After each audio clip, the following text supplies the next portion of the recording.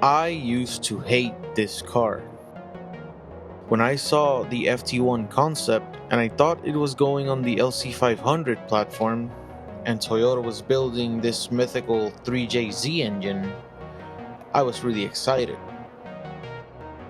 But of course, that didn't happen. Instead, Toyota became the industry freeloader and let BMW do all the work. Or so I thought. Maybe it was my love for older BMWs, but the Supra reminded me of my old E36 M3. And well, now, here we are.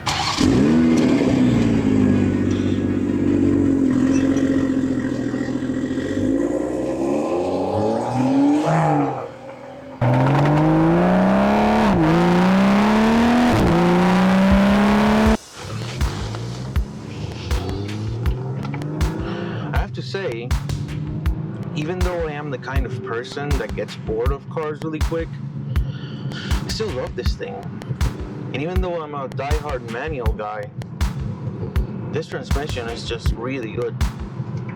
I hate to say this, I never thought I would, but I am not missing the manual at all. The level of connectedness that you get from these paddle shifters, because the transmission just responds so fast, at least when driving on the street, is unparalleled. I feel like it's almost telepathic. And I've been discovering that there's a certain playfulness to it that is not present in many BMWs, which is kind of surprising considering this thing underneath is basically a Z4. But what I mean is, you can drive it pretty hard and you're probably never really gonna have an issue with fun. And that is really hard to do nowadays.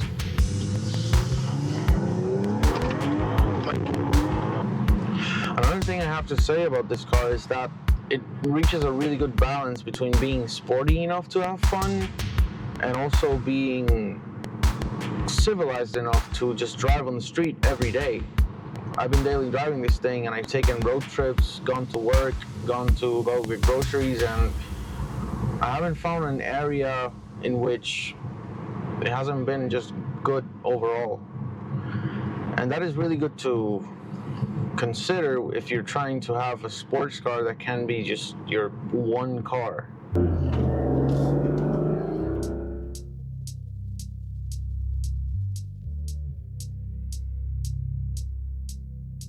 So far, this car has been completely solid. Even though it's built by BMW, that tells me that Toyota definitely did their testing when it came to durability. I have tracked and autocrossed this car and I haven't had a single issue so far. This is also a 2021, which means that in the forums, people are saying that they have a ton of oil consumption issues. I am using the recommended 0W20 oil, and even though I have tracked it, I haven't had a single issue so far, just regular oil changes. A lot of people say a band-aid fix for this is just using 5W30 oil like the one that BMW recommends for this same engine. But honestly, I feel like it's not necessary unless you live in a very, very hot climate.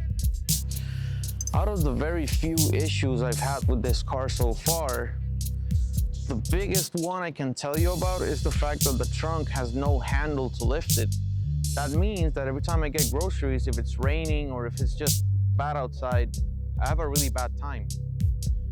Also, the trunk popping closed every time that I close the door is really annoying, honestly. Like, it really sucks that it didn't put a open trunk button on the rear, because now I have to pull my key fob out every time, press the button, and then I can get access to it.